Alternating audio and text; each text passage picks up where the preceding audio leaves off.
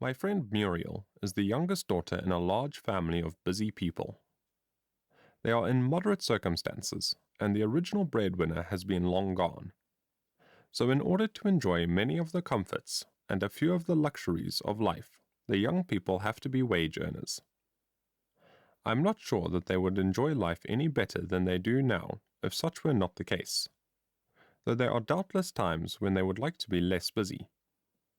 Still, even this condition has its compensations. Other people do not know how lovely vacations are, was the way Esther expressed it as she sat one day on the side porch, hands folded lightly in her lap, and an air of delicious idleness about her entire person. It was her week of absolute leisure, which she had earned by a season of hard work. She is a public school teacher, belonging to a section and grade where they work their teachers 14 hours of the 24.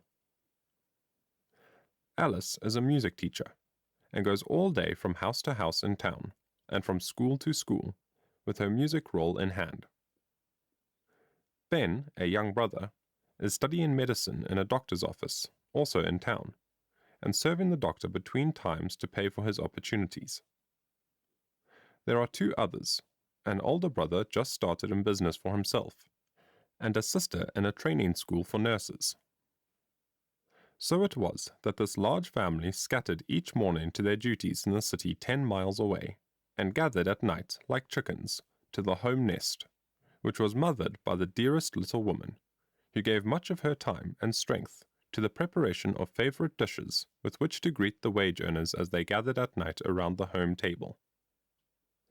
It is a very happy family, but it was not about any of them that I set out to tell you. In truth, it was Muriel's apron that I wanted to talk about. But it seemed necessary to describe the family in order to secure full appreciation of the apron. Muriel, I should tell you, is still a high school girl, hoping to be graduated next year, though at times a little anxious lest she may not pass, and with ambitions to enter college as soon as possible.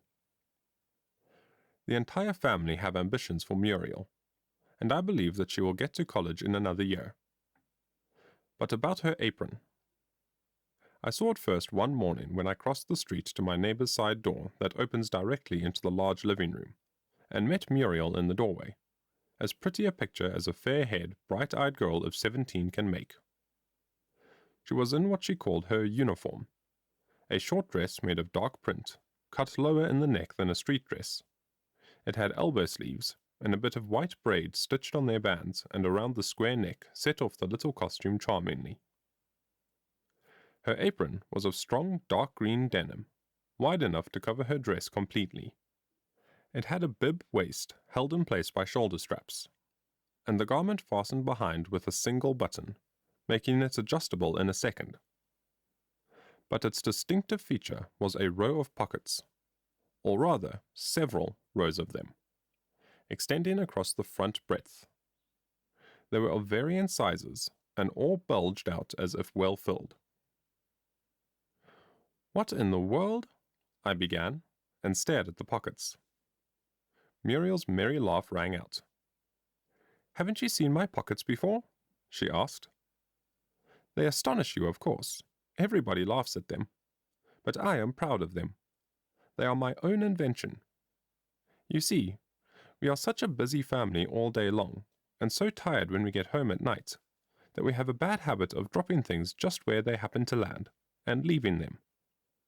By the last of the week, this big living room is a sight to behold. It used to take half my morning to pick up the 1,001 little things that did not belong here, and carry them to their places. You do not know how many journeys I had to make, because I was always overlooking something. So I invented this apron with a pocket in it for every member of the family, and it works like a charm. Look at this big one with a bee on it. That is for Ben, of course, and it is always full.